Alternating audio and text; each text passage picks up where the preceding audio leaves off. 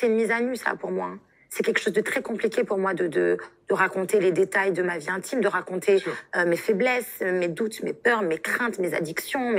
Moi, je me suis retrouvée avec des gardes du corps ne pouvant pas avoir accès à mon petit garçon. Il a fallu que je trouve des subterfuges pour pouvoir avoir accès à lui. Être décisionnaire de mes envies, de mes choix, de ma liberté, de mes volontés. Moi, il m'avait changé toute ma garde-robe. Il avait décidé que je ne pouvais plus porter ça, plus porter ça. Tu fais pas ci, tu fais pas ça, tu fréquentes pas telle personne, tu t'habilles pas comme ci, tu fais pas comme ça. Ton émission, elle est éclatée. Je veux pas que ma femme, elle fasse des émissions qu'elle anime des émissions de télé-réalité. Je veux pas que t'es là-bas, c'est des guignols, je veux pas ceci, je veux pas ça. Hello, beautiful people. Aujourd'hui, nous allons plonger dans l'univers d'une personnalité qui a su captiver le cœur du public français, Ayem Nour. De ses débuts modestes à son ascension fulgurante dans le monde de la télévision, Ayem est bien plus qu'une simple animatrice. Elle incarne la passion, la détermination et un charisme indéniable. Dans cette vidéo, nous explorerons sa vie, sa carrière, ses succès, mais aussi les défis qu'elle a dû surmonter. Récemment, Ayem Nour a sorti son livre autobiographique « Toute celle que je suis », un livre dans lequel elle a fait pas mal de révélations par rapport à pas mal de choses et dans cette vidéo, on va revenir sur tout ça ensemble. Également vous dire, parce que je l'ai reçu à plusieurs reprises en question depuis l'interview que Ricardo a pu accorder à Samzira, oui, une vidéo sur le livre de Ricardo va arriver. Ce sera la vidéo après celle d'Ayem. Voilà. Évidemment qu'on ne change pas les bonnes habitudes. Grab a snack, take a seat and let's go. Ayem Zaman Nour, de son nom de naissance, est né le 24 novembre 1988 à Lyon, en France. Ayem est une ancienne candidate de télé-réalité, une actrice, animatrice TV et influenceuse. Côté enfance, Ayem grandit aux côtés de ses parents ainsi que de sa sœur Leila. Et Ayem se décrit comme une petite fille très indépendante et autonome, un reflet quelque part de la femme qu'elle est devenue aujourd'hui. Et bien que son enfance semblait agréable en surface, la réalité était bien différente. Alors ses parents lui faisaient croire que tout allait bien, alors qu'en réalité, c'était pas forcément le cas. Mais c'est seulement plus tard dans la vie qu'Ayem a pris conscience des blessures émotionnelles qu'elle portait. En fait, si vous voulez, quand Ayem était petite, elle n'avait pas vraiment une prise de conscience par rapport aux choses qui pouvaient se passer autour d'elle, puisqu'encore une fois, tout semblait aller pour le mieux, du moins en apparence. Ses parents tenaient un restaurant dans lequel elle passait pas mal de temps quand elle était petite, je vous la cite. Ce lieu racontait une histoire. Il avait une âme d'eux-mêmes, car à l'époque, mes parents s'en occupaient ensemble, et ça se ressentait dès qu'on y entrait. J'adorais y passer. J'y faisais mes devoirs en dégustant l'un de mes desserts préférés, une crème brûlée faite maison dont seule ma mère a le secret. Je me faufilais dans les cuisines, je goûtais aux plats, je m'intéressais à tout. J'observais avec attention mes parents dans l'art de recevoir. Ayem pratiquait le patinage artistique, elle fréquentait les écoles privées, donc encore une fois, tout semblait bien se passer pour elle, mais en parallèle, ses parents se disputaient assez fréquemment. Et c'est donc dans son livre qu'Ayem a pu aborder ce sujet avec plus de profondeur. Donc Ayem a pu confier qu'elle était très proche de son père, sans réellement prendre conscience de ses imperfections quand elle était plus jeune. Plus tard dans la vie qu'elle a compris qu'elle cherchait d'une certaine manière des partenaires qui ressemblaient à son père. Des hommes séduisants et charismatique, souvent présent mais parfois très absent, sans explication. Elle s'est également reconnue dans le schéma de sa mère, confiant qu'elle cherchait elle aussi une forme de reconnaissance, ressentant le besoin de toujours en faire plus pour plaire. Je vous la cite. J'entends mes parents discuter. Très rapidement, le ton monte et des cris retentissent. La colère de maman résonne jusqu'à moi. Et pour la première fois, je suis envahie par un sentiment dont j'ignore le nom, la culpabilité. Je me mets à trembler de tout mon être de petite fille.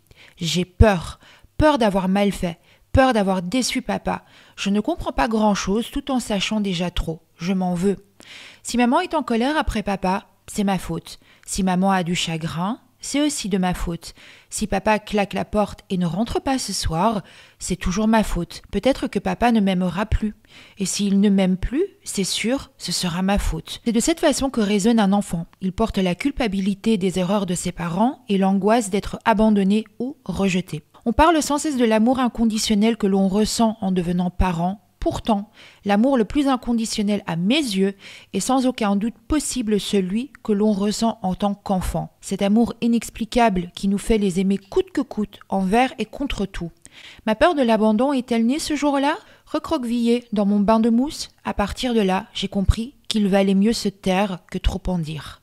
Mon enfance, j'ai eu le sentiment qu'elle a été un peu en dents de scie. Moi, j'étais une petite fille très mature, très autonome, très indépendante et hypersensible, femme que je suis aussi devenue. Une enfance qui a été cool, mais qui a été cool en apparence et non pas en profondeur. On me faisait miroiter que tout allait bien, alors que c'était pas forcément le cas. Ça reste des séquelles, des fêlures, des blessures que tu vas comprendre après, que moi j'ai compris très tard. Sur le coup, pour moi tout allait bien, mes parents avaient un restaurant, j'étais inscrite au patinage artistique dans des écoles privées, tout se passait bien, et pourtant, en parallèle, mes parents se disputaient, se chamaillaient. Moi, j'étais très amoureuse de mon père. Donc je ne percevais pas forcément ses failles. Alors, c'est vrai que depuis son plus jeune âge, Ayem a toujours eu quelque part cette envie de briller. Donc, elle a pu confier qu'elle s'entraînait déjà dans sa chambre en tant que petite fille à faire des interviews comme si la célébrité était à portée de main. Et évidemment, la petite fille qu'elle était à cette période-là n'avait aucune idée des conséquences de cette célébrité en question. Pendant longtemps, j'ai pas eu le sentiment d'avoir envie de célébrité. Et pourtant, quand je retourne dans mon passé et que je me regarde en tant que petite fille, j'avais cette envie j'étais très coquette, j'étais très, j'aimais que les regards soient sur moi. Donc, est-ce que c'est une envie de célébrité ? Je ne pourrais pas le dire là à proprement dit, mais je pense que j'avais ce besoin de briller. Moi, je me rappelle être adolescente et faire des interviews dans ma chambre, répondre à des interviews. Je m'entraînais, j'étais déjà prête. Fallait que je me prépare pour le moment parce que j'anticipais qu'il allait peut-être m'arriver ce moment-là. Mais en soi, te dire, oui, j'avais envie de célébrité, non, je n'avais pas conscience. Et puis après, une fois que tu la vis, la célébrité, tu te rends compte que t'avais peut-être pas forcément envie de ça, parce que quand t'es petite fille, tu ne peux pas anticiper les conséquences que sont la célébrité. Et justement, pendant cette période-là, donc lorsqu'Ayem était adolescente, sa maman lui avait annoncé qu'elle allait demander le divorce. Et même si Ayem avait quand même le pressentiment, elle sentait quand même quelque part la chose arriver, étant donné qu'il y avait de plus en plus de disputes, que son père découchait de plus en plus régulièrement. Elle préférait quelque part fermer les yeux sur tout ça, parce qu'elle ne voulait pas s'imaginer un quotidien sans la présence de son père. Et c'est donc lorsqu'Ayem avait 14 ans que ses parents ont effectivement fini par divorcer. Et c'est vrai qu'elle en voulait pas mal à sa mère à cette période-là. Mais aujourd'hui, avec le recul, elle comprend sa mère. Je vous la cite. « Je ne pouvais plus de souffrir. Et même si je lui en ai voulu à cette époque, aujourd'hui je la comprends. J'ai toujours été très proche de mon père. Il était ma porte d'ouverture sur le monde, mon vent de liberté. Il me parlait musique et littérature, il ouvrait mon esprit aux diverses cultures de ce monde, tandis que ma mère m'enseignait celle de ma religion et de mes origines. Mon père était plus permissif, j'aimais tout autant ma mère, mais elle représentait l'autorité et les interdits. Elle m'éduquait dans un cadre strict fait de règles, et moi, je rêvais déjà de la plus grande des libertés. Être moi et non celle que l'on aimerait que je sois. » C'était très paradoxal parce que j'avais une maman qui m'éduquait de manière très stricte, qui faisait très attention à tout, et j'avais un papa très cool, qui tolérait et qui justement me permettait de faire ce que ma mère ne m'autorisait pas à faire. J'ai des traumas et des choses que ma mère a. Et je le vois bien. Je le vois bien dans mon rapport aux hommes, par exemple. Détester ce que je vais dire, mais c'est la réalité. J'ai beaucoup entendu ma maman se plaindre de son homme. Ce que je répercute, c'est de choisir des hommes comme l'homme qu'elle avait choisi. C'est-à-dire séducteur, charmeur, désolé papa, séducteur, charmeur, infidèle. Parce que vous le dites dans le livre. Oui, mais vous savez, le jour où j'ai dit à mon père, papa, tu sais, j'ai envie de parler d'un moment avec maman, où vous êtes séparés, d'expliquer, voilà, que t'as été infidèle. Je lui ai dit, j'ai besoin de ton accord. Ah oui. Il m'a dit, ma fille, tu peux en parler. J'ai été infidèle parce que fidèle à ma philosophie de vie. Je pense que, oui, j'ai choisi des hommes comme mon père, qui était comme mon père, qui était séducteur, charmeur. Schéma répétitif, certainement, inconsciemment, mais... Donc il y a un travail à faire. Ouais, il y a un travail encore à faire. Côté études, Ayem s'était dirigée vers le droit. mais malheureusement, ça ne l'intéressait pas plus que ça. Bien qu'elle a eu un très beau parcours scolaire, Ayem a toujours été quelqu'un qui a... Elle devait vraiment s'intéresser à la chose pour ne pas perdre patience et pour s'accrocher quelque part. Et là, c'était pas le cas. En fait, si vous voulez, Ayem avait déjà, depuis son plus jeune âge, cette envie d'indépendance, en fait, de liberté financière, de ne plus devoir dépendre de qui que ce soit. Comme elle avait grandi dans le milieu de la restauration, etc., pour elle, c'était quelque part une évidence qu'elle voulait trouver un emploi dans cette branche-là. C'était chose de faite, puisque Ayem a réussi à décrocher un emploi dans l'un des restaurants les plus huppés de Lyon. Je vous la cite. J'avais un salaire attrayant, un quotidien fait de rencontres, de fêtes et de virées dans les plus beaux lieux de Lyon. L'adolescente frustrée que j'avais été était plus qu'heureuse de goûter enfin à la liberté que la vingtaine permet. Ma mère ne pouvait plus m'interdire d'être une jeune femme vivant avec son temps. Dans son livre, Ayem a également pu confier qu'à cette période-là, elle était très éprise par son premier amour. Tout son temps était pris donc par son premier amour et son travail. Et ça fait aussi partie des raisons pour lesquelles elle a complètement mis ses études de côté. Malheureusement, son père lui en voulait beaucoup pour ça. Et ça a fait en sorte que Ayem et son père ont été en froid pendant l'espace de 3 ans suite à ça. Du coup, pour elle, c'était quelque chose qui était assez compliqué à encaisser puisque c'est son père qui lui a transmis ce goût de la liberté. Et du coup, elle avait l'impression que c'était injuste qu'il lui reproche le fait qu'elle prenne son indépendance quelque part. Et c'est vrai qu'elle avait l'impression que ça allait jamais s'arranger entre elle et son père à cette période-là. Je vous la cite. En précis, notre relation me semblait irréparable. Je ne supporte pas d'être aimée sous condition et encore moins si ça vient de mon père. Alors j'ai continué la tête haute et la rage au ventre. Il fallait que je lui prouve qu'il avait tort. J'étais jolie et intelligente même si je ne répondais pas à ses attentes. J'avais 20 ans, j'étais belle, rebelle, insolente à souhait et d'autant plus attachante. Et donc à cette période-là, voilà, assez têtue, Ayem a continué à se donner à fond au niveau de son taf. En plus de ça, elle a pu confier que depuis petite, elle n'a jamais eu du mal à se faire aimer ou apprécier des gens. Donc empocher des bons pourboires, c'était assez facile pour elle. Donc elle a commencé à très bien gagner sans que ça lui demande énormément d'efforts. Et à cette même période, ça allait plus trop dans son couple avec son premier amour. Et vis-à-vis de lui aussi, elle voulait lui prouver qu'elle n'avait pas besoin de lui. Voilà, qu'elle savait très bien se débrouiller seule. Donc Ayem a fini par accepter une proposition que son patron de l'époque lui avait fait pour un poste d'hôtesse d'accueil à Saint-Tropez, dans le sud de la France. Donc elle est partie du jour au lendemain à Saint-Tropez et c'était pour elle sa manière de montrer à son premier amour que elle ne lui appartenait pas, même si, attention, elle était toujours folle amoureuse de lui à cette période-là. Justement, à Saint-Tropez, que Ayem a fait la rencontre d'une chasseuse de tête donc pour l'émission Secret Story. Et donc cette casteuse lui avait proposé de passer à un casting entre guillemets pour l'émission Secret Story et que pour elle, elle avait absolument toutes ses chances de pouvoir intégrer l'aventure. Mais à ce moment-là, lors de cette première proposition de la casteuse, Ayem était encore bien trop préoccupée par son premier amour. Voilà, elle avait que lui en tête. Elle ne pensait qu'à une seule chose, elle voulait absolument qu'il vienne dans le sud en sortant le grand jeu et c'était chose de faite. Donc son premier amour est effectivement venu dans le sud de la France pour venir la voir. Ils ont passé la nuit ensemble, sauf que malheureusement quand il s'est endormi, Ayem avait pris son téléphone pour fouiller dedans.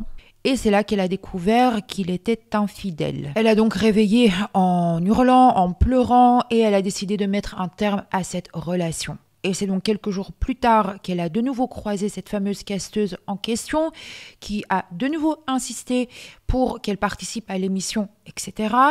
Et là, en fait, elle s'est dit que participer à l'émission, ce serait une solution parfaite pour ne plus faire marche arrière, entre guillemets. Je vous la cite. « Il n'y aura plus de marche arrière, je tournerai la page et j'écrirai un nouveau chapitre de ma vie sans lui. Plus, si ça peut lui foutre les boules de me voir tous les jours à la télé, banco.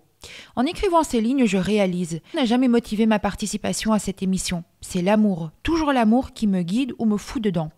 Pourquoi cette quête incessante? Est-ce réellement l'amour qui me mène par le bout du nez? Est-ce cette confusion universelle entre nos désirs et nos blessures? Se confond-il avec mes manques? C'est terrible le manque. Ça se faufile partout sans crier gare, ça se déguise en rêve, ça se maquille d'espoir. Je déteste reconnaître mes fragilités. Tellement plus simple de déposer des petits mouchoirs sur mes bobos. Cette raison que j'écris pour m'affronter moi-même, pour prendre mes responsabilités, pour trouver l'honnêteté dans ma vérité. Est-ce ma façon à moi de me faire une psychanalyse? Certainement un mélange de tout ça. En tout cas, écrire me soulage. Moi, je n'ai pas passé de casting, pour être très honnête avec toi. À la base, je suis partie à Saint-Tropez travailler en tant que saisonnière parce que je voulais quitter la ville où je vivais, donc Lyon. Et là-bas, il y avait ce qu'on appelle des chasseurs de tête. À l'époque, ça se faisait beaucoup. Il y avait des chasseurs de tête qui allaient caster à la sauvage des nanas ou des mecs qui trouvaient un peu chouettes physiquement. Voilà. Et du coup, j'ai accepté cette fameuse proposition de casting. Ils me voulaient déjà. Oui, donc finalement, c'était... Donc en fait, ils m'ont juste filmé, m'ont posé des questions, mais c'était pas un casting à proprement dit. Ils me désiraient déjà. Donc finalement, en 2011, que le grand public a découvert Ayem Nour lors de sa participation à l'émission Secret Story. Et c'était donc la saison 5. Hey, Ayem, enchantée. Morgan. Ayem, enchantée. Ayem, enchantée. Ayem, enchantée. Ayem, enchantée. On va évidemment aussi revenir sur les confidences qu'Ayem a pu faire par rapport à la notoriété, par rapport à cette période-là de sa vie, etc. Mais je voulais d'abord vous faire un petit récap par rapport à la carrière d'Ayem. Tant qu'on y est. Donc, suite à sa participation à l'émission Secret Story, elle s'est faite remarquer par le directeur d'Énergie 12, qui lui avait donc confié l'un des rôles principaux de la série Hollywood Girls. Ayem a ensuite débuté sa carrière en tant que chroniqueuse dans Les Anges de la télé-réalité 4, le MAG, sur Énergie 12 en 2012, où elle a animé la rubrique Hollywood News. En mars 2013, elle co-présente Les Anges de la télé-réalité 5, le Grand Départ, attirant jusqu'à 968 000 téléspectateurs.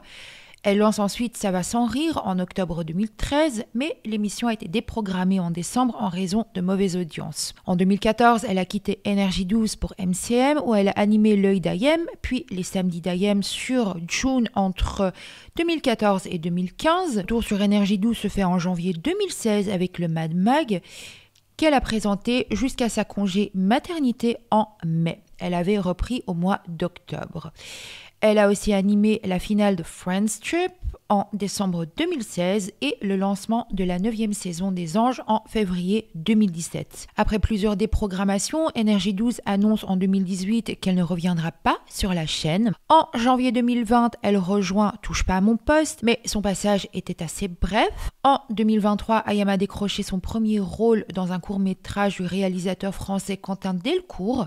Le film s'appelle Impatiente. Ayem a incarné le rôle d'une mère de famille et infirmière en psychiatrie. Last but not least, elle a également sorti un livre donc sur son régime keto. Et donc fin 2024, elle a sorti son autobiographie Toute celle que je suis.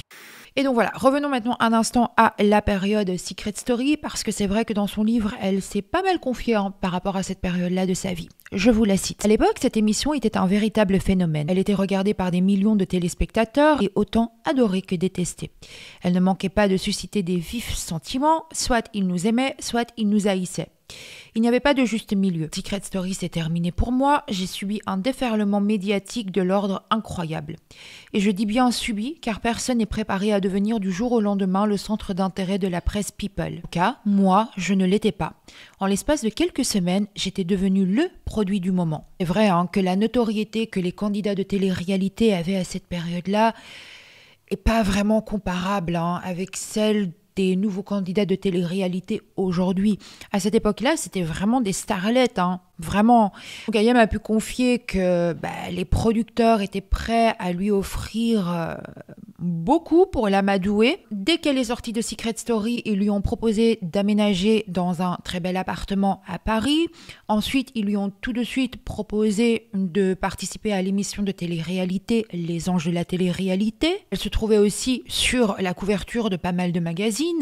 Elle se faisait beaucoup arrêter lorsqu'elle se baladait, tout simplement. En fait, si vous voulez, elle n'a pas forcément très bien vécu cette période-là. Et ça revient souvent quand je fais des vidéos par rapport à certains candidats de télé-réalité qui ont connu cette notoriété à l'époque. Il faut savoir le supporter, hein, ce genre de sphère-là, enfin, de ne jamais être tranquille, qu'on t'aborde tout le temps dans la rue, de ne pas pouvoir faire 3 rues sans qu'on t'arrête. Donc Ayem avait cette impression d'être étouffée en fait, de ne plus savoir respirer quelque part. Et c'est à ce moment-là que Ayem a décidé de rentrer à Lyon, chez sa mère. Elle avait ce besoin de retrouver sa famille, de retrouver son quotidien avant Secret Story, avant la célébrité.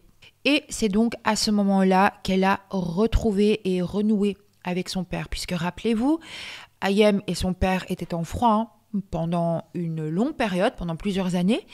Et c'est donc à cette période-là qu'ils ont fini par mettre leur rancœur de côté et se retrouver. En fait, si vous voulez, dès qu'elle est arrivée chez sa mère, son père est arrivé aussi pour lui cuisiner des bons plats, pour pouvoir passer des bons moments ensemble, etc. Je vous la cite. « C'est la force de notre famille. Peu importe nos désaccords, quand il faut s'unir, on se serre les coudes. La séparation de mes parents en est le parfait exemple. Toujours plaisir à se voir et ont à chaque fois fait bloc quand il s'agissait du bonheur de leurs enfants. C'est avec ce modèle de couple parental que j'ai grandi et c'est celui que j'espérais offrir à Ivin, soudés et heureux d'élever leur fils main dans la main, même si la mienne ne porte pas d'alliance. » Maintenant, c'est même pas du mal, j'ai pas anticipé l'engouement qu'il allait avoir autour de moi. J'ai pas anticipé le fait d'être placardée en 4x3 partout, d'être en couverture de magazine toutes les semaines. Moi, j'ai pas anticipé ça. Aujourd'hui, c'est plus trop le cas. Aujourd'hui, les stars de télé-réalité ne sont pas en couverture de magazine tous les jours. C'est pas le même délire, tu vois ce que je veux dire? Nous, à cette période, en tout cas, où moi je l'ai fait... Vous étiez des stars. Ça prenait beaucoup de place. La presse People adorait... Justement, comme j'étais mystérieuse sur ma vie privée, la presse People a été fourrée son nez dedans. Si j'avais été une nana qui se filme sur les réseaux sociaux toute la journée en montrant ce qu'elle a mangé, à quelle heure elle a changé la couche de son fils, que son chéri vient lui acheter le dernier sac à la mode, si j'avais montré tout ça, si j'avais affiché tout ça, ils n'auraient pas eu d'intérêt justement à se mêler de ma vie privée. La presse People s'est mêlée de ma vie privée parce que justement j'étais mystérieuse et que je n'étalais pas tout ce qui se passait dans mon intimité.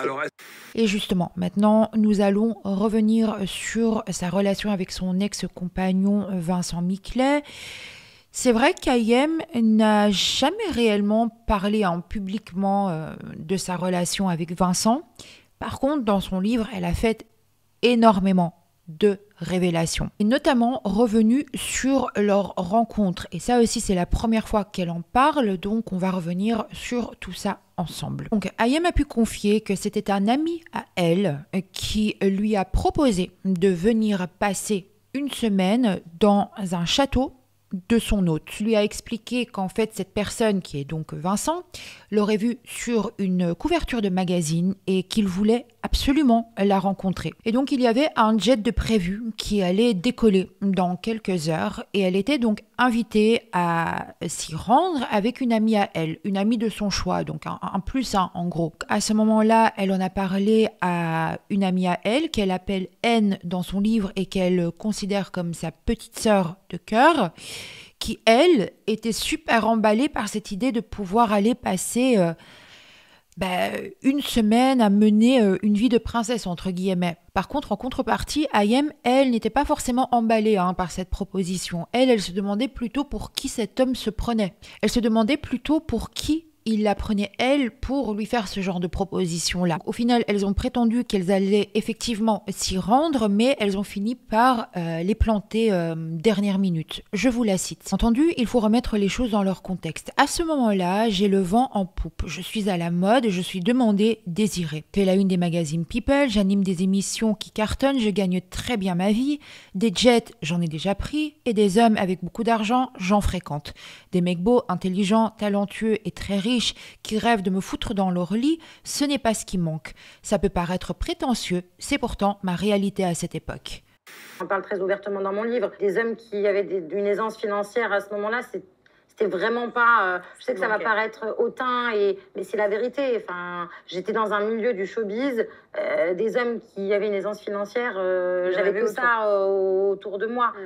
La réussite financière crée un sentiment de sécurité. Cette sécurité est forcément aphrodisiaque et apaisante pour une femme, tu vois. Et les gens ont du mal avec ça. Parce que tout de suite, le fait de dire « moi, je veux être avec un homme qui gagne bien sa vie, qui sécurise notre famille ça crée une espèce de truc de « ouais, elle est vénale, ouais, elle est intéressée ». Mais Mais pas du tout, en fait.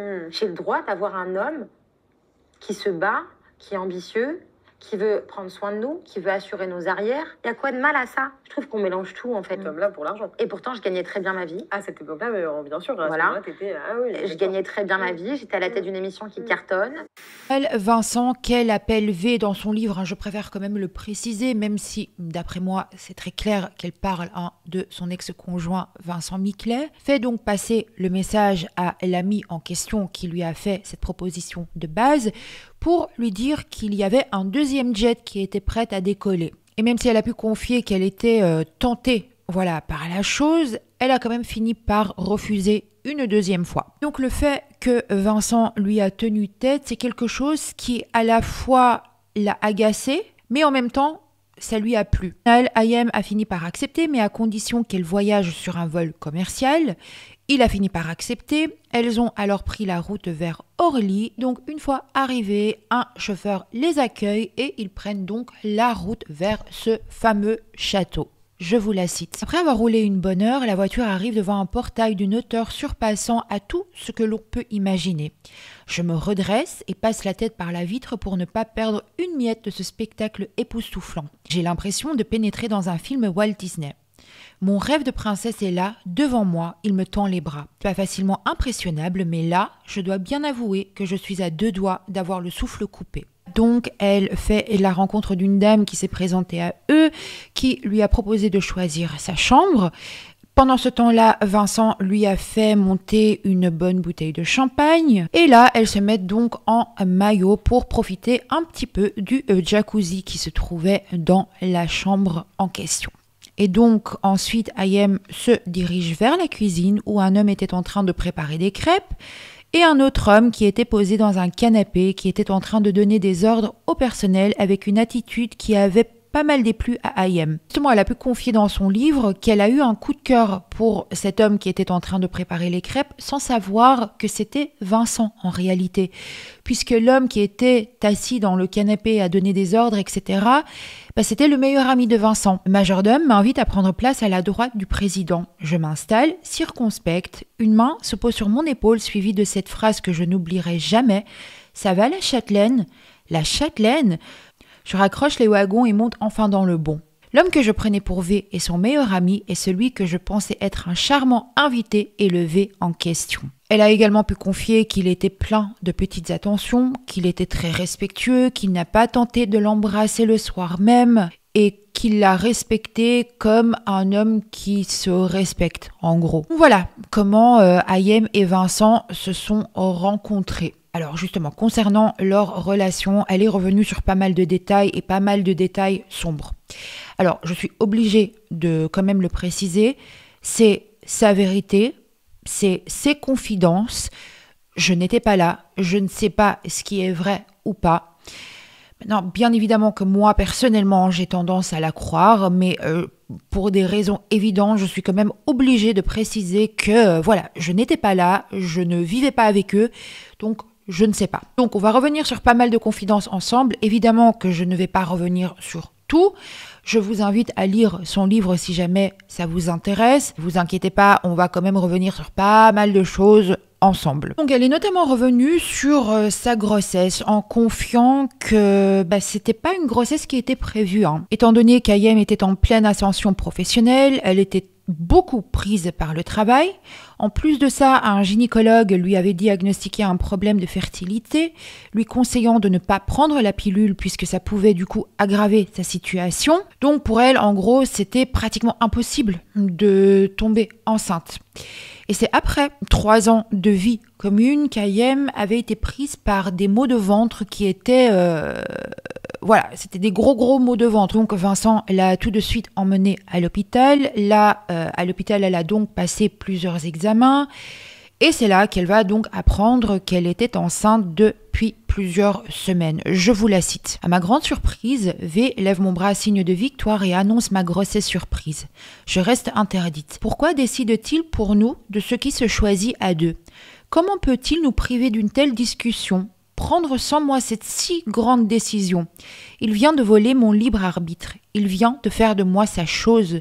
Et ce n'est que le début. Déjà, sa grossesse en règle générale, Ayem ne l'a pas vécue comme elle l'aurait souhaité de base, puisque son ex-conjoint, donc Vincent, était très régulièrement absent à cause des déplacements à l'étranger.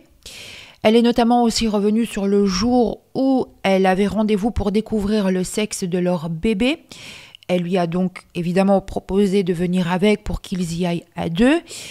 Et Vincent aurait refusé puisqu'il était trop occupé par le travail. Donc Ayem s'est rendue à son rendez-vous toute seule. Elle a donc découvert qu'elle attendait un fils. Elle était très contente parce que c'était sa préférence de base. Elle voulait un fils. Par contre, Vincent, lui, de son côté, aurait préféré une fille.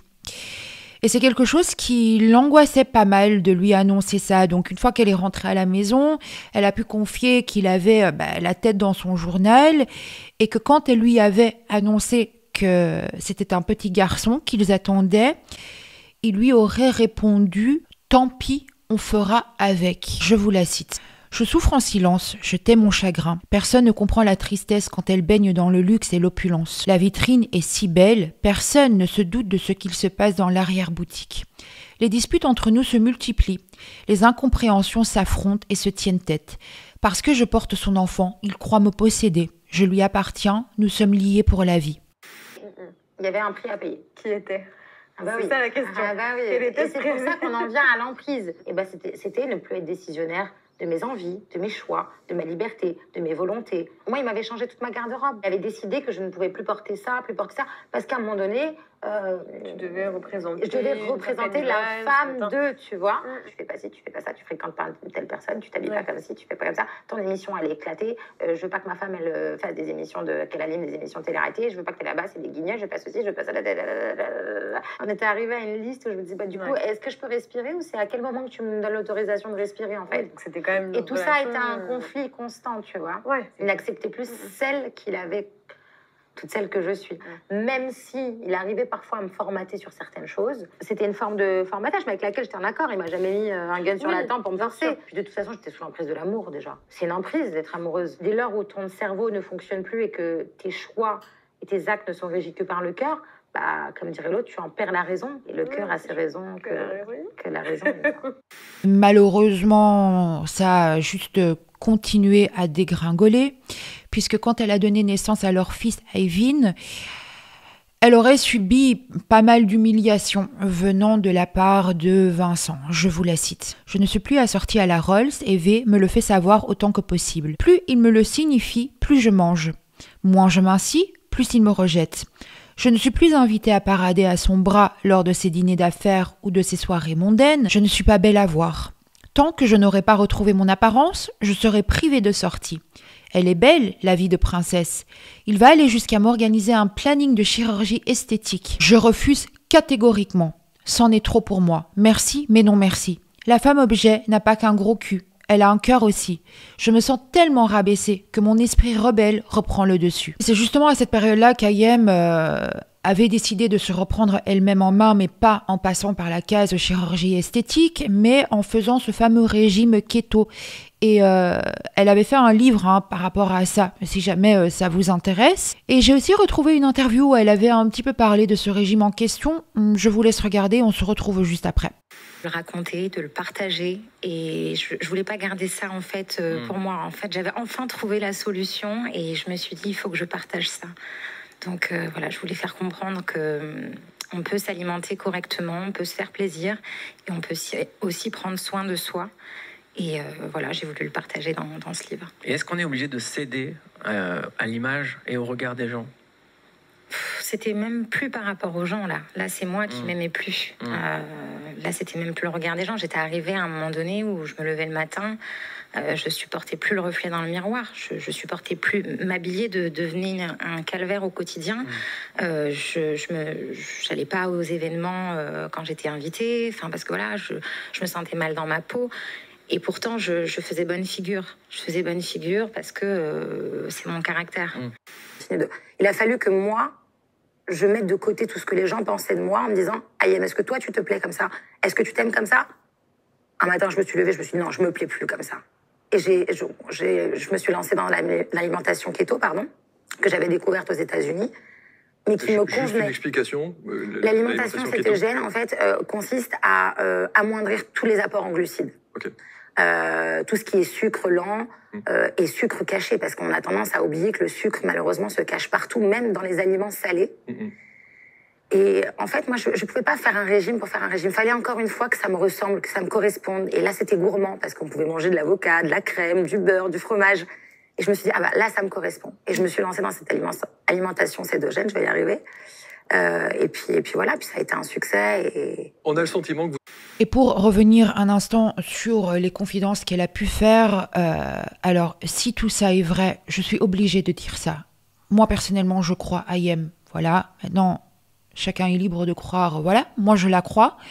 C'est juste horrible. Enfin, je trouve ça horrible, une pression de ce genre-là, de se sentir dévalorisée par rapport à sa prise de poids. Elle vient d'accoucher, enfin, elle vient de mettre au monde leur enfant. Elle était plus assez belle et assez bien pour parader à son bras en tant que trophée, hein, soyons clairs. Aller jusqu'au point de lui planifier une opération de chirurgie esthétique alors que ça ne venait pas d'elle. Si elle voulait passer par la case chirurgie esthétique pour telle ou telle raison, ça la regarde. Ça, c'est une toute autre histoire.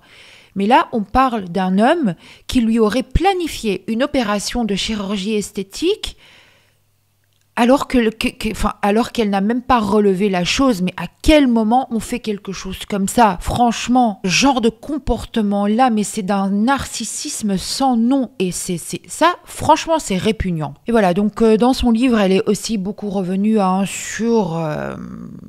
tout ce qu'elle a subi par rapport à la garde de son fils. Je pense qu'on est nombreux à en avoir entendu parler. Elle a confié qu'elle a commencé à écrire ce livre en 2022 quand elle était dans le sud de la France. Et c'était donc à cette même période qu'elle préparait son retour à l'antenne. Et c'est à cette même période que son fils Ayvin s'apprêtait à aller rejoindre son papa pendant l'espace d'1 mois. Et c'est à partir de ce moment-là que les problèmes ont réellement commencé. Toujours, c'est marrant, hein, parce que c'est une histoire que je raconte souvent. Mais la tristesse que ça me crée n'est pas encore... c'est pas digéré. C'est pas encore digéré. C'est pas encore digéré. Et je pense que ça restera une cicatrice et que j'en aurai forcément des séquelles à vie. Mais oui, un jour, il décide de manière très fourbe, d'ailleurs, de faire en sorte que notre fils reste là-bas. Moi, à ce moment-là, je viens de reprendre l'antenne sur TPMP. Et comme il me connaît assez passionné, il se dit elle va certainement être occupée à autre chose et ça va être le moment ou jamais d'agir fourbement. Il a oublié la maman, quoi. Il a oublié la maman. Il a pensé que la personnalité publique qui reprenait l'antenne, qui allait être excitée par tout ça, allait oublier la maman. Mais la maman que je suis a vite repris le dessus. Il part parce qu'il a un droit de visite et d'hébergement pendant la période estivale. Moi, je respecte scrupuleusement ce qui est la décision de justice. Donc, c'est-à-dire, il a le droit de le prendre. C'était la première fois qu'il avait le droit de le prendre pendant 1 mois. Alors déjà, c'était très compliqué pour moi parce que je m'étais jamais séparée de mon fils pendant 1 mois. Mais je me devais de respecter la décision de justice. Donc, d'après les confidences d'Ayem, une fois qu'ils se sont séparés, ils sont passés au tribunal par rapport à la garde de leur fils Ayvin. Après les dires d'Ayem, Vincent voulait la garde complète d'Ayvin, mais pour Ayem, c'était juste inconcevable et la juge avait tranché en sa faveur. Sauf que c'est une décision avec laquelle Vincent aurait eu énormément de mal. Pendant des mois, il lui avait proposé un accord et il a fait tout en son pouvoir pour qu'Ayem signe cet accord en question. Je vous la cite. « L'accord qu'il me propose est plus que tentant. Nul doute que cette offre indécente en allécherait plus d'un. Une maison pour notre fils et moi, un service digne d'une famille royale, une pension alimentaire à 4 chiffres, Seul hic, il faudra fixer notre résidence au Maroc et que j'accepte de modifier les modalités des droits de visite et d'hébergement pour mettre en place une garde alternée. Mais comme c'était pas son pays, alors certes, elle avait déjà passé pas mal de temps au Maroc, etc., mais elle n'était pas du tout sûre en fait que ça allait plaire à son fils et à elle-même en fait sur le long terme. Elle savait pas, elle était sûre de rien. Mais ça restait un pays qui n'était pas le mien, où je connaissais pas les lois. Moi, comme je le dis dans le livre, même si ce sont mes origines, la langue, l'arabe littéraire, je le maîtrise pas, je ne lis pas. Donc ça a été très compliqué. Il a fallu reprendre un avocat là-bas et partir dans un nouveau combat. Et ça a été très, très, très compliqué. Comme je vous ai mentionné il y a un instant, c'est à cette même période qu'Ayem était en train de préparer son retour à l'antenne. Donc, du coup, elle devait faire pas mal d'allers-retours entre la France et le Maroc. Donc, c'est vrai que ça lui semblait un peu compliqué. C'est donc à ce moment-là que Vincent lui aurait proposé de lui payer tous ses allers-retours pro, donc entre la France et le Maroc, étant donné que Vincent ne manque absolument pas de moyens financiers. Donc, Ayem a fini par accepter. Mais la condition, c'était qu'ils allaient faire un essai pendant l'espace d'1 an et qu'ils allaient faire un point sur la situation à la fin de l'année scolaire de leur fils Ayvin. À ce moment-là, c'était donc OK pour les deux, donc des deux côtés, et ça a donc été transféré entre les mains des avocats. Et c'est donc à ce moment-là que son fils est parti à Marrakech pendant l'espace d'1 mois, et c'est vrai qu'elle avait énormément de mal déjà avec ça de base, puisque c'est la première fois qu'Ayem a été séparée de son fils pendant autant de temps. Je vous la cite. Il est au Maroc. V cherche un terrain près de chez lui pour faire construire notre maison à Marrakech. Et j'attends également pour pouvoir le signer son protocole rectifié par ses avocats. Ça traîne, mais maintenant que la machine est lancée, je préfère la confiance à la méfiance. En attendant que tout soit prêt, je ferai des allers-retours Paris-Marrakech et Ayvin séjournera chez son père. Alors, Ayem, de son côté, pendant cette période-là, était à fond dans son régime keto. Elle faisait énormément de sport. Enfin, c'était vraiment une reprise en main, entre guillemets. À côté de ça, elle était donc en train de planifier son retour à l'antenne. Donc, il y avait aussi pas mal de rendez-vous pro, etc. Donc, en gros, ses journées étaient quand même assez remplies. Elle a quand même décidé d'aller voir son fils à peu près 15 jours avant son retour à l'antenne. Donc dans l'émission Touche pas à mon poste.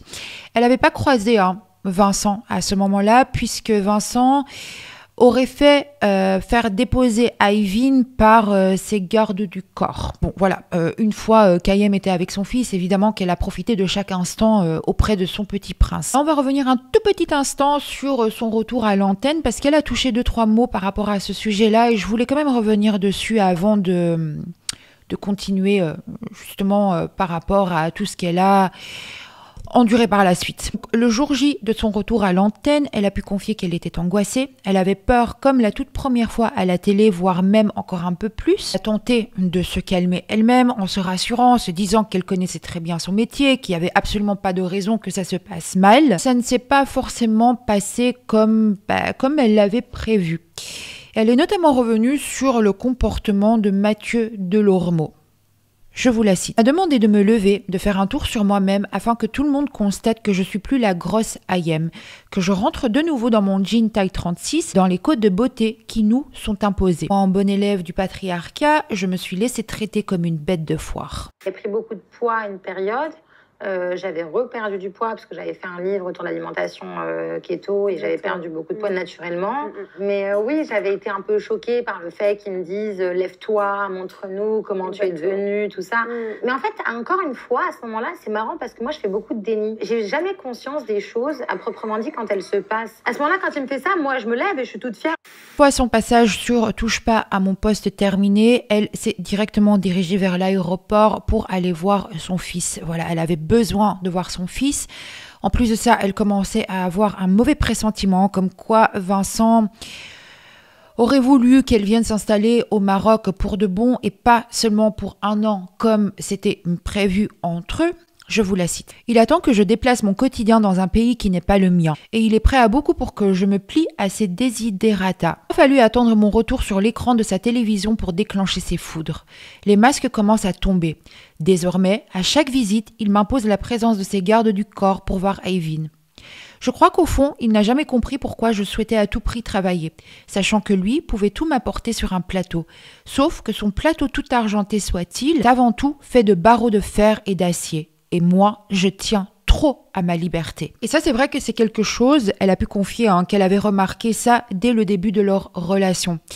C'est-à-dire que dès le début, il lui aurait proposé d'arrêter toutes ses activités professionnelles, puisque lui avait absolument tout et qu'elle avait du coup pas besoin en fait de travailler. Et c'est vrai que Hayem lui avait toujours tenu tête par rapport à ça. Et à l'époque, elle prenait pas forcément ces avertissements comme quelque chose de sérieux. Pour elle, c'était plus comme un jeu. Là où elle a quand même commencé à ouvrir les yeux, c'est qu'un jour, elle a été convoquée par le directeur de la chaîne pour laquelle elle travaillait, qui lui avait annoncé que Vincent les aurait appelés pour leur faire part qu'il ne voulait plus qu'elle soit à l'antenne.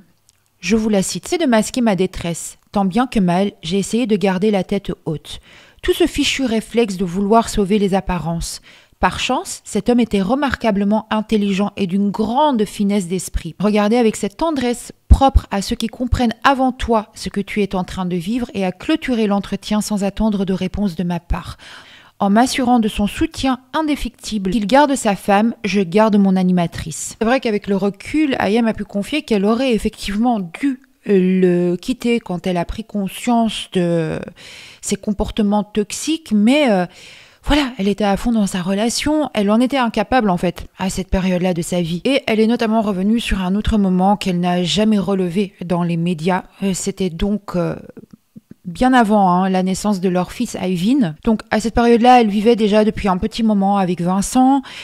C'était la période où elle travaillait beaucoup, elle était tous les jours à l'antenne. Elle a pu confier que c'était une période où elle mangeait pratiquement plus, elle dormait presque pas, elle buvait beaucoup d'alcool et voilà.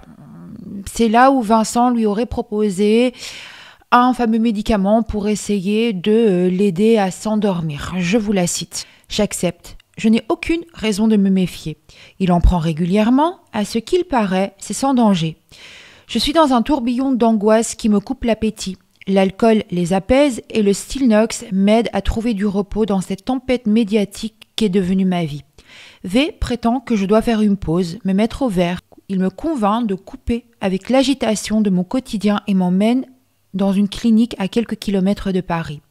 Ça fait peur le mot psychiatrie, ça fait peur les maladies mentales, ça fait peur la dépression, ça fait flipper le mal-être. Une fois arrivés dans cette fameuse clinique, même s'ils ont très bien été accueillis, etc., c'était un environnement anxiogène pour Hayem. En fait, si vous voulez, il y avait des petits détails comme le fait de ne pas pouvoir ouvrir une fenêtre, etc. C'était pas quelque chose, elle se voyait pas rester là. Et elle était complètement apeurée, donc elle s'est tournée vers Vincent en le suppliant de pouvoir rentrer avec lui. Donc au final, ils sont quand même de nouveau rentrés à la maison ensemble, sauf que l'état de santé d'Ayem ne s'est pas amélioré. Bien au contraire, elle a continué à boire pas mal d'alcool, elle ne mangeait pratiquement pas, elle a commencé à prendre de plus en plus de médicaments, donc ce fameux Stilnox, c'était devenu, elle le prenait plus uniquement juste pour s'endormir. Là que Vincent a décidé de l'emmener à l'hôpital américain de Paris pour qu'elle y passe une semaine. Une fois à l'hôpital, l'infirmière lui a posé une sonde pour la nourrir, mais elle avait très très mal vécu ce moment-là. Elle avait honte en fait d'aller aussi mal. Parce qu'à cette période-là, elle avait l'impression d'avoir tout pour être heureuse. Elle comprenait pas forcément d'où venait ce mal-être qui était si profond à cette période-là. Et là, un matin, sa maman lui avait rendu visite et lui avait dit « Ma fille, ce sont des problèmes de riches tout ça. Relève la tête, bombe le torse, mets-toi sur tes deux jambes que Dieu t'a donné. Rien que ça, c'est déjà une chance. » Donc, elle a effectivement écouté sa mère en pensant que ses problèmes étaient derrière elle, sans finalement se rendre compte que sa relation ne la rendait pas si heureuse que ça. Au final. Donc, revenons maintenant à la suite de l'histoire par rapport à la garde d'Ivan. Elle avait effectivement le droit de voir son fils, mais toujours sous surveillance de la team de Vincent. Mais Ayem gardait quand même espoir au fond d'elle que Vincent revienne à la raison. Et lui, de son côté, aurait pas arrêté d'insister auprès d'Ayem pour qu'elle vienne s'installer définitivement au Maroc. Je vous la cite. Je passe mon temps au téléphone avec mes avocats, trouver une solution pour récupérer Ayvin. V refuse toute discussion avec moi. Tout doit passer par l'intermédiaire de ses conseils. Nous en sommes donc réduits à ça. Payer des gens pour communiquer et chercher des solutions introuvables. J'étais face à un homme qui a du pouvoir, qui a de l'argent, qui a des contacts, qui a le bras long. C'est d'autant plus difficile. C'est d'autant plus difficile. Et qui ne lésine pas sur les moyens quand il a envie de gagner quelque chose. Moi, je me suis retrouvée avec des gardes du corps ne pouvant pas avoir accès à mon petit garçon. Il a fallu que je trouve des subterfuges pour pouvoir avoir accès à lui. Enfin, ça a été... Et ça va durer 1 an. 1 an. De ça, Ayem pouvait se confier à très peu de personnes parce qu'elle avait très peur justement des médias. Vous savez comment les médias peuvent être. Donc, elle s'est beaucoup renfermée sur elle-même parce qu'elle avait peur. Voilà, elle avait peur des répercussions. Son seul et unique but à cette période-là, c'était de protéger son fils. Tout ce que ça engendre derrière, c'est-à-dire de devoir passer d'hôtel en hôtel, et puis finalement se rendre compte qu'on va pas pouvoir repartir tout de suite, donc devoir prendre un appartement. Et de vous planquer. De se cacher parce que les médias, la presse, les gens... Alors vous savez, maintenant, il y a même plus besoin de la presse people et des paparazzis. Maintenant, les gens prennent leur téléphone, vous prennent en photo, puis le foutent sur les réseaux. On est tous des paparazzis en herbe. Voilà, donc se cacher, avoir peur qu'on me le prenne. J'étais devenue parano, c'est-à-dire que même quand mon fils voulait aller aux toilettes, je restais devant la porte. Enfin, j'avais peur de tout et de tout le monde. Si mis de côté tous ses projets professionnels, même si elle était super contente de retrouver son travail, etc., entre les heures de passer au téléphone, les frais de justice, enfin tout ce qui tournait autour de cette situation, elle a fini par tout mettre de côté parce qu'elle n'avait plus tête à rien. Elle voulait juste que cette histoire se règle, en gros. En plus de ça, son fils lui posait pas mal de questions, donc elle voulait pas l'inquiéter. Donc elle devait lui mentir pour ne pas l'inquiéter, pour le rassurer en lui disant que ils étaient en train d'attendre que papa construise leur nouvelle maison, etc., etc. C'est un point qu'elle a souligné, elle ne voulait pas monter son fils contre son propre père aussi. Les histoires d'adultes, c'est entre adultes. Je pense qu'il a cette notion du fait qu'on soit séparés avec son papa. Il a cette notion, malheureusement, il a vu des couvertures de magazines, des trucs, donc il a cette notion de désaccord entre le père et moi, mais il n'y a pas cette notion de conflit. Moi, je mets un point d'honneur à ne jamais dire de méchanceté de son papa, à ne pas parler des choses qui sont trop touchy, trop conflictuelles devant mon fils. Il y a des interviews que je veux pas qu'il voit quand je rentre trop dans les détails et tout. J'essaye de lui garder encore un peu de magie, de romantisme. Il aura tout le temps de découvrir l'envers du décor. Elle aurait donc tenté d'avoir une conversation avec Vincent entre 4 yeux, mais il aurait refusé. Il aurait complètement refusé de la voir tout court, même de lui parler. Et là, un jour, Ayem est allée voir la directrice de l'école en lui expliquant la situation dans les grandes lignes, en lui demandant de pouvoir récupérer son fils de l'école.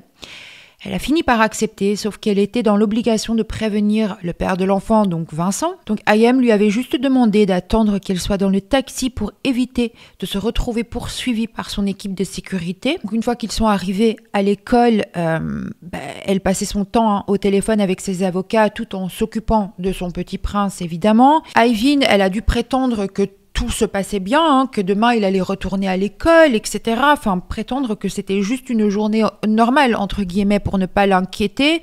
Mais bon, elle, au fond, elle savait que les vrais problèmes allaient commencer. À ce moment-là, elle a pu confier qu'elle aurait eu aucun signe de Vincent. C'était genre le silence total. Mais elle savait très bien qu'il n'allait pas en rester là. Et en plus de ça, elle était coincée sur le territoire marocain parce que même si elle avait son fils auprès d'elle, elle n'avait pas son passeport. Les problèmes sont arrivés jusqu'à moi plus vite que je n'aurais pu l'imaginer. V a publié une photo de notre fils sur les réseaux sociaux en m'accusant de kidnapping. Il sait combien je protège mon intimité. Le point d'honneur que je mets depuis le début à ne pas publier le visage de notre enfant, à ne pas laisser la presse à scandale faire ses choux gras de nos conflits, il le sait. Il le fait exprès. Je passe un œil discret à la fenêtre. Derrière le rideau, des gens tentent de me prendre en photo. Je me sens comme un animal traqué. Mon téléphone déborde de notifications en tout genre. Mon Instagram est sur le point d'imploser. Mon entourage ne cesse de m'appeler pour avoir des explications. Mes avocates sont sur le pied de guerre. Cyril me contacte, il veut l'exclusivité, il veut faire entendre ma version. Dois-je parler? Dois-je me taire? Je ressens une injustice brûlante. D'un côté, je reçois des messages magnifiques de soutien. De l'autre, certains m'insultent, me menacent, souhaitent me voir morte. Ça, elle apprend que Vincent avait porté plainte contre elle au Maroc pour enlèvement d'enfants.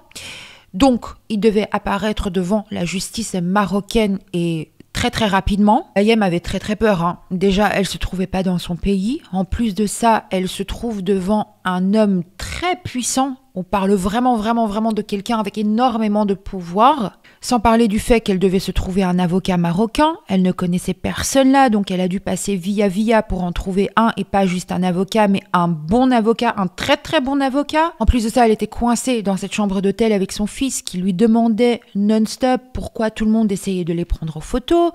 Donc elle a dû lui dire que c'était à cause du fait qu'elle avait repris l'antenne et que c'était pour cette raison-là qu'il devait attendre dans l'hôtel le temps de récupérer son passeport, pouvoir repartir. Alors franchement, quelle horreur de faire subir ça à quelqu'un. Après, évidemment, encore une fois, je n'étais pas là. Je ne sais pas si c'est vrai ou pas, même si encore une fois, personnellement, je crois à Ayem. Et sincèrement, c'est horrible ce qu'elle a vécu. J'imagine même pas la pression psychologique et la souffrance qu'elle a dû ressentir à cette période-là. Donc là, Ayem a décidé finalement de régler ses comptes publiquement avec Vincent lors d'une prise de parole sur Touche pas à mon poste. Je vais vous laisser avec un petit extrait et vous pouvez bien évidemment retrouver la vidéo sur YouTube, sur la chaîne de Touche pas à mon poste. Mon enfant qui est français, je suis française, l'enfant vit depuis 6 ans en France, j'ai des décisions de justice, monsieur a fait appel, j'ai quand même eu la garde. Là, il détient le passeport de mon enfant illégalement. Il porte plainte pour enlèvement d'enfant et fait médiatiser ça sur ses réseaux sociaux. Alors déjà, âge mental, 4 ans. C'est 5 ans que ça dure, les procédures, et qui me fait des menaces et qui me fait du chantage et de la pression psychologique et de l'harcèlement psychologique. D'ailleurs, je me demande encore même comment je me suis pas encore suicidée. Donc, suite à la diffusion de son passage sur Touche pas à mon poste, Ayem a commencé à recevoir des milliers de messages de femmes ayant vécu la même situation qu'elle. Et elle a enfin aussi eu une bonne nouvelle puisque la justice marocaine a reconnu la décision française. Donc elle avait la garde de son fils sans obligation de le rendre à son père. Mais elle n'avait toujours pas son passeport. Les problèmes ne se sont malheureusement pas arrêtés à ça. Donc, ils ont dû changer d'hôtel tous les 2 jours. Le garde du corps les surveillait de loin. Plusieurs plaintes ont été déposées contre elle et les procès se sont enchaînés. En fait, Vincent avait réussi à faire en sorte que leur fils devienne résident marocain. En fait, dès qu'elle demandait des renseignements, tout le monde se renvoyait la balle en lui répétant non-stop que la meilleure solution et la chose la plus simple, c'est que le père lui rende tout simplement le passeport. Sauf que, évidemment, voilà, elle le savait ça. Elle le savait, mais c'était quelque chose qui était impossible dans la situation dans laquelle elle se trouvait. Et c'est donc là, au final, qu'Ayem a décidé de poster cette fameuse vidéo que je pense que beaucoup d'entre nous ont pu voir, où elle s'est donc adressée au président et à sa majesté. Je vous laisse regarder. Votre Majesté, Monsieur le Président de la République, j'ai décidé de vous écrire cette lettre afin de vous expliquer les détails de ce cauchemar que je vis aujourd'hui depuis 6 mois. Mon fils était en vacances chez son père cet été dans sa résidence au Maroc. Pendant ces vacances, le père d'Ayvin m'a demandé de venir nous installer au Maroc en me faisant une proposition sous forme de protocole. Ce protocole avait pour but de fixer les règles et conditions de notre déménagement au Maroc. Après avoir demandé à ajouter une clause qui pour moi était une condition sine qua non à notre installation, Ayvin et moi serions libres de quitter le territoire marocain si nous n'arrivions pas à nous acclimater à notre nouveau pays d'accueil. Cette clause m'a été refusée, et c'est là où le chantage a commencé. Soit je signais ce protocole, soit je ne reverrai plus jamais mon fils. Je fais une petite aparté. pour préciser que mes motivations ne sont en aucun cas liées à l'argent et à mon confort personnel. Car si cela avait été le cas, j'aurais accepté ce protocole très attractif que me proposait le père de notre enfant. Je tiens aussi à préciser que la pension alimentaire qui m'était versée, car ce n'est plus le cas depuis de nombreux mois, a été validée par 2 décisions de justice française, lorsque mon ex-compagnon avait déjà tenté auparavant de me retirer la garde de mon enfant. 2 décisions de justice qui font de moi le gardien légal et exclusif d'Ayvin, mais évidemment permettent un droit de visite au père. Je me suis donc rendue au Maroc à plusieurs reprises afin de faire entendre raison au père d'Ayvin. Mais c'était déjà trop tard. Si je voulais voir mon fils, il fallait qu'il soit accompagné de ses gardes du corps. Et en aucun cas je ne pourrais voir librement mon enfant. Le 14 novembre dernier, je me suis rendue à l'école américaine de Marrakech, où l'on m'a expliqué que le père d'Ayvin ne venait jamais et n'assistait à aucune réunion organisée par l'école. Ayvin m'est enfin remis par la direction de l'école après vérification de l'exactitude de mes documents, des décisions de justice, et après avoir obtenu l'accord de leur département légal. J'essaye encore une fois, mais en vain, de convaincre le père de mon fils de me restituer les documents et titres de transport de celui-ci. On me refuse toute conversation. Et les documents de mon fils ne me sont toujours pas remis. Ayvin se fait même piquer par un insecte et il est conduit d'urgence à la clinique, mais en me refusant encore une fois de me remettre son carnet de santé qui m'était demandé par les médecins. Mon pire cauchemar devient réalité. Cet être cher, avec qui je partageais autrefois ma vie, cette personne que j'ai tant aimée, devenue désormais un inconnu, un étranger, qui décide de nous bloquer ici, sans même daigner parler, répondre aux messages envoyés par Ayvin, notre enfant. Un étranger qui ne dut personne, avec une stratégie mise en place qui n'a pour aucun autre but que de satisfaire la vengeance d'un homme dont les réseaux sociaux sont à l'image de l'obsession qu'il me porte. Les huissiers, la gendarmerie, le commissariat, la préfecture, le consulat et le tribunal deviennent mon quotidien. Une enquête sociale est ouverte. On remet en cause mes compétences de mère. Une procédure pour kidnapping est ouverte. Les réseaux sociaux grouillent de rumeurs infondées plus horribles les unes que les autres. Je n'ai plus le choix. Pour l'équilibre d'Ayvin, je suis contrainte de nous créer un quotidien stable. Je loue une maison, je prends des professeurs particuliers, je lui achète de nouveaux vêtements, de nouveaux jouets. Après de longues semaines où la majorité de mes décisions ont été guidées par l'urgence de la situation et par mon désarroi, j'ai compris que le piège s'était refermé sur moi. Je suis exactement là où on voulait que je sois. C'est là où ma perspective a changé.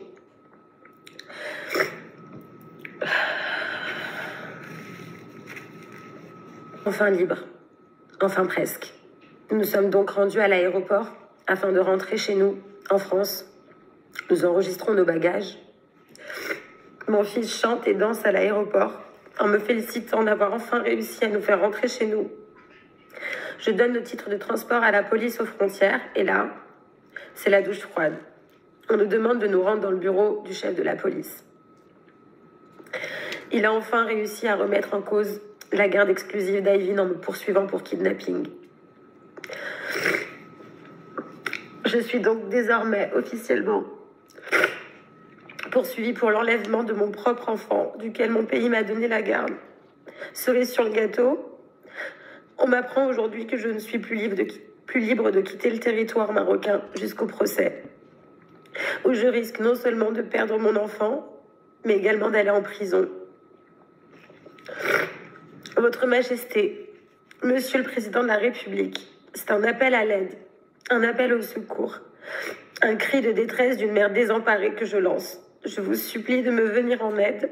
Je vous supplie de faire appliquer la loi et les décisions de justice françaises qui ont déjà été rendues et de nous laisser rentrer chez nous.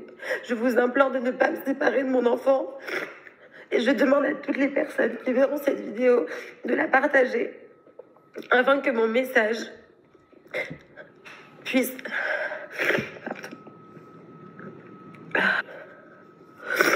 Il est temps que cet homme qui pense être au-dessus des lois de par les privilèges que la vie lui a accordés, cesse de nous infliger sa dictature, sa manipulation. Encore après cette prise de parole, évidemment qu'elle a été, elle a été submergée de messages venant de personnes qui ont vécu ou qui vivent encore la même situation qu'elle à cette période-là. Après, évidemment, elle est revenue sur plein d'autres détails, mais je vous invite encore une fois à lire son livre si son histoire de vie vous intéresse. C'est juste impossible de tout relever. Encore une fois, pour deux raisons. La vidéo sera beaucoup trop longue. C'est pas très cool. Quand on sort un livre, c'est quand même... on a envie que les gens l'achètent. Donc voilà, si jamais son histoire, avec tous les détails, vous intéresse, je vous invite à l'acheter. Et là, elle va enfin recevoir une bonne nouvelle, une nouvelle qu'elle attendait depuis je ne sais pas combien de temps. Le consulat l'a contacté pour lui annoncer que de laisser-passer au nom de son fils et à son nom allait leur être accordé et qu'il fallait qu'il monte dans un avion le plus rapidement possible. Donc évidemment, Ayem a rassemblé ses affaires le plus vite possible et elle est montée dans un taxi avec son fils direction l'aéroport. Je vous la cite. « Rassemble nos affaires à la vitesse d'une fusée, prenant le strict minimum. J'ai appelé notre taxi habituel et nous sommes partis pour l'aéroport. Je tremblais. J'avais peur d'une nouvelle déception, peur d'être arrêté à la douane, peur que V et son équipe de garde du corps nous interceptent en chemin, peur d'être interpellé par la police. » De retour à Paris, c'était la course, puisqu'elle n'avait plus de sécurité sociale, elle n'avait plus de mutuelle, plus de fiches de paye, ni de logement. L'inscription d'Ayvin à l'école, c'était pas simple non plus, puisque Vincent aurait appelé toutes les écoles où elle était susceptible de l'inscrire pour s'y opposer. Elle devait aussi racheter pas mal d'affaires, donc c'était pas forcément un retour qui était très simple. Elle a aussi confié qu'elle avait repris pas mal de poids, donc elle se sentait pas vraiment au top de sa forme et elle voulait éviter de se ramasser des critiques sur, par rapport aux médias, vous savez comment les gens peuvent être sur les réseaux sociaux, etc. Et du coup, elle a préféré éviter cette surexposition. Mais petit à petit, les choses se sont arrangées. Et puis le plus important, elle a récupéré son fils. Et ça, c'est, je pense que c'était la chose la plus importante à ses yeux. Je pense que tout le reste à côté... ne valait pas grand-chose en gros, je vous la cite. J'ai enfin réussi à inscrire Ayvin à l'école. L'autorité parentale partagée me mettait des bâtons dans les roues. L'obligation de scolarité a eu gain de cause. Ce matin, Ayvin et moi, nous sommes réveillés avec cette joie commune de retrouver nos habitudes d'avant. Câlin du réveil, petit-déj de champion, une tenue choisie avec soin pour cette journée de rentrée scolaire, marcher main dans la main, cartable sur le dos, jusqu'à la grille de l'établissement, posé sur une joue potelée, un dernier regard accompagné d'un geste de la main en guise de « à plus tard » avant qu'il ne retrouve son monde d'enfant. La porte s'est refermée. J'en aurais dansé de soulagement sur le trottoir bondé de parents pressés. Je suis restée immobile et silencieuse de longues minutes à regarder la vie continuer de ce combat jusqu'à ce que la guerre se déclare à nouveau, bien que je prie encore pour que la paix remporte la partie. Voilà pour l'histoire d'Ayem, en tout cas pour les grandes lignes de l'histoire d'Ayem. J'ai également retrouvé une interview récente qu'elle a donnée suite à la sortie de son livre où elle s'est un peu confiée par rapport au rapport entre Vincent et son fils, par rapport à son ressenti, etc. Je vous laisse avec un petit extrait. Testé quand il a pas fait la part des choses entre nos conflits d'adultes et nos rôles de parents. Et j'ai détesté le détester. Je pense qu'il y a des séparations qui peuvent bien se passer, tu vois. Je pense qu'on n'est pas obligé de se faire la guerre quand on se sépare. Bon, lui, il le voyait d'un autre œil. Il va certainement voir cette interview et il détestera que je dise ça, mais quand on a un homme de pouvoir, quand on n'a pas l'habitude qu'on nous dise non, quand on n'a pas l'habitude qu'on nous tienne tête, ça crée des espèces de frustrations et ça engendre une animosité qui nous fait perdre tout bon sens. Donc comment j'ai vécu ça, moi j'ai pas eu de l'amour à la haine, j'ai toujours de l'amour pour lui. Je sais que ça peut paraître fou, ça peut paraître bizarre. Je suis pas amoureuse de lui. Non, mais c'est J'ai toujours de l'amour pour lui parce que, quoi qu'on en dise, on a créé un enfant et il fait partie de ma famille. Malgré tout le mal qu'il a pu me faire ou tout ce qu'il a pu raconter sur moi, c'est quelqu'un, si demain il lui arrivait quelque chose de grave, je serai là pour lui. Notre enfant va grandir. Les réseaux et Internet, c'est quelque chose qui reste. Mon enfant n'a aucune conscience des conflits qu'il peut y avoir entre son papa et moi. Moi, je me suis efforcée chaque jour de le garder dans une espèce de cocon où il n'y a aucune critique de son papa devant lui. Il aura tellement eu le temps plus tard de se rendre compte de la mocheté de la vérité des choses. Aujourd'hui, la situation ne me convient pas parce que mon fils ne voit pas son papa. C'est pas ma volonté. Aujourd'hui, on a un enfant qui est en âge de pouvoir répondre au téléphone tout seul, machin, mais il n'a pas d'appel de son papa. C'est un choix de la part du papa. Je ne peux pas parler à sa place. Bien sûr. Il a choisi de ne pas l'appeler, de ne pas le voir. Ça me convient pas pour l'équilibre de notre fils, parce que moi, il faut que je compose, que j'explique, que je rende le truc un peu plus romantique qu'est la réalité. Puis je pense qu'il a besoin d'une figure paternelle, mais après, on ne force pas les gens à faire les choses, tu vois. Donc, peut-être qu'il regrettera plus tard, peut-être que non. Tu sais, moi, j'ai un enfant éduqué, je vais pas éduquer les gens. Ça, c'est sûr. Je vais faire en sorte que mon fils devienne un bon être humain, déjà, mais je vais pas éduquer les gens. Là, voilà. Écoutez, moi, mon avis par rapport aux confidences qu'elle a pu faire, moi, je vous dis honnêtement, comme je vous ai dit tout au long de la vidéo, moi, j'ai plutôt tendance à la croire. Je sais qu'il y a beaucoup de gens aussi qui traitent Ayem de femme vénale, de femme intéressée parce qu'elle s'est mise avec un homme, voilà, qui avait énormément d'argent, etc. Déjà, en premier lieu, moi, je fais pas partie des personnes qui puissent trouver ça problématique. À partir du moment où on aime sincèrement une personne et que à côté de ça, on recherche une sécurité financière quelque part de la part de cet homme, moi personnellement, j'y vois pas forcément un problème.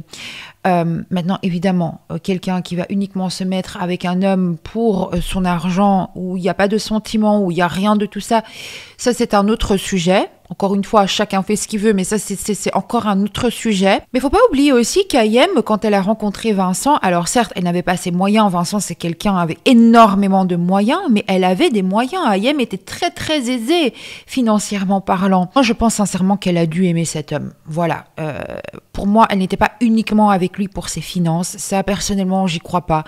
Elle n'était pas dans le besoin, encore une fois, de devoir se mettre avec lui pour, voilà.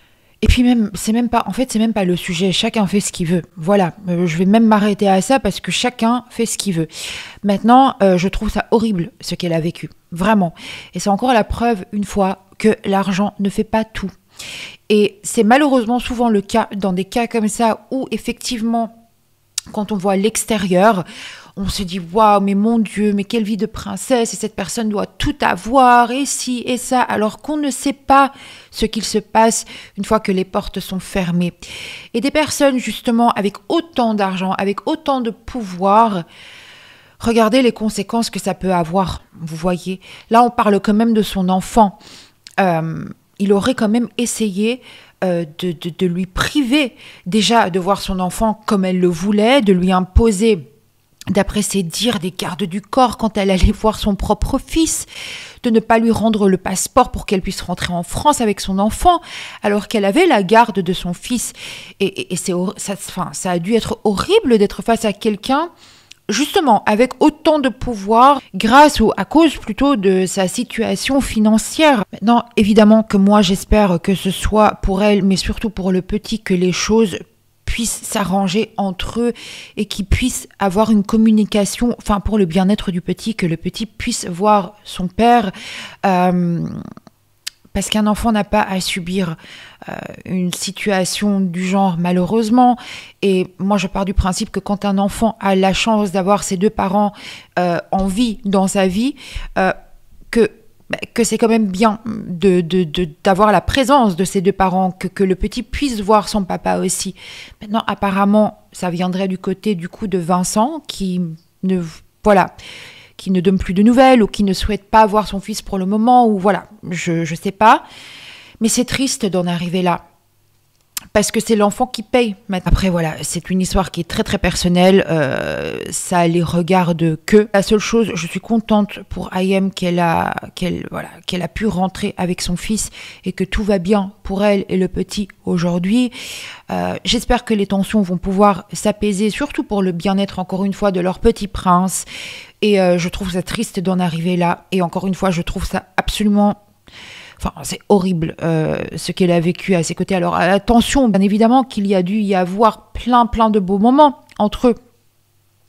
Et très certainement aussi de l'amour. Mais voilà, si ce qu'elle a pu confier est réellement vrai, ça fait froid dans le dos, vraiment. Voilà, l'argent ne fait pas tout. Et être face à quelqu'un avec autant de pouvoir et autant d'argent, bah, ça fait un peu flipper, hein, on va pas se mentir, hein, quand on voit un petit peu de quoi il aurait été capable, ça fait froid dans le dos, vraiment. N'hésitez pas à me donner votre avis, si vous le souhaitez, comme d'habitude, dans les commentaires. J'ai oublié de vous le dire aussi en début de vidéo, mais parce que je vous avais déjà laissé un message dans l'onglet communauté et en story Instagram, mais je vous souhaite bien évidemment une superbe, bonne et belle année 2025. Je vous souhaite avant tout, parce que c'est le plus important, une bonne santé. Voilà. C'est le plus important, une bonne santé, beaucoup de bonheur, beaucoup d'amour, de l'argent aussi, on va pas se mentir, il en faut quand même. De mon côté, comme je vous l'ai confié en story Insta et dans l'onglet communauté aussi, encore une fois, l'une de mes résolutions pour 2025, c'est d'être plus régulière sur YouTube et de tenir ma parole. Voilà, j'y crois vraiment. J'ai pris la décision aussi de mettre mon téléphone de côté pendant 2-3 heures dans une journée pour bosser mes scripts et pas gaspiller mon temps à scroller sur TikTok ou à... Voilà, on connaît, on se sait, hein, on sait comment ça se passe, ce genre de choses-là. Donc c'est une décision que j'ai prise pour moi-même, mais j'ai remarqué à quel point, avec un peu de discipline et le fait de mettre tout ça de côté, à quel point on peut avancer assez rapidement. Voilà, là je parle notamment par rapport à mon script. Voilà, c'est quelque chose, j'ai absolument envie de m'y tenir à ça. D'au moins vous proposer 2 longs formats sur le mois. Si jamais j'ai pas le temps de tout le temps vous faire des longs formats, vous proposer autre chose, quelque chose de plus court, revenir sur une actualité qui fait pas mal de bruit avec plus de détails, des vidéos peut-être aussi un peu plus perso. Voilà, varier peut-être un petit peu mes contenus quand c'est pas toujours possible de toujours poster des formats longs, mais être plus régulière. Voilà, et au moins poster 2-3 vidéos sur le mois, quoi. Parce que, voilà, je m'en veux. Vous êtes toujours là, même si je poste pas très souvent et que je peux prendre mon temps, etc. Et c'est adorable de votre part, vraiment. Et je vous remercie du fond du cœur pour votre bienveillance, mais vous méritez plus que ça. Vous méritez que je sois un peu plus régulière. Vous méritez un peu de discipline de ma part. Et je me dis que si j'en suis capable pour le sport, par exemple, depuis plusieurs mois, j'en suis aussi capable pour YouTube. Voilà. Et je me dois, et ça me fait plaisir en plus. C'est ça le pire. C'est que quand je finis un script, que je commence à filmer, que je vous poste la vidéo, que je lis vos commentaires, etc., je me sens trop bien. Je me dois pour 2025 d'être plus régulière. Voilà. Et je vais m'y tenir. Comme je vous ai dit, la vidéo de Ricardo va être postée après celle-ci. Je vais faire de mon possible pour vous la poster lundi prochain. Si c'est pas lundi prochain, ce sera le lundi d'après. Grand maximum. Pinky promise. Mais je vais faire mon possible. Mais vu que le livre est assez... il y a plus de 300 pages. Voilà. Je vais faire de mon possible, mais je veux que la vidéo soit complète. J'ai pas non plus envie de faire vite pour poster dans une semaine. Mais grand max, le lundi d'après, cette vidéo arrive. J'ai d'autres vidéos déjà de prévues. Évidemment, si jamais vous avez des propositions, même par rapport à des vidéos personnelles, des choses que vous avez envie de voir de ma part... je sais pas, si vous voyez des vidéos passer et que vous voulez me voir les faire de mon côté aussi, n'hésitez pas à me laisser vos suggestions. Par rapport aux célébrités, par rapport aux livres, pour le moment, la liste, elle est pleine. Je crois que j'ai des vidéos à faire jusqu'à la fin de l'année, vraiment. Mais par contre, pour tout ce qui est autre format, autre idée, vidéo perso, etc., je suis preneuse. vraiment, on arrive à la fin de cette vidéo. Je vous remercie évidemment, comme d'habitude, pour votre temps, votre gentillesse et votre bienveillance. Nous, on se retrouve très prochainement pour une nouvelle vidéo. Je vous fais plein de gros bisous. Prenez bien soin de vous et à très bientôt.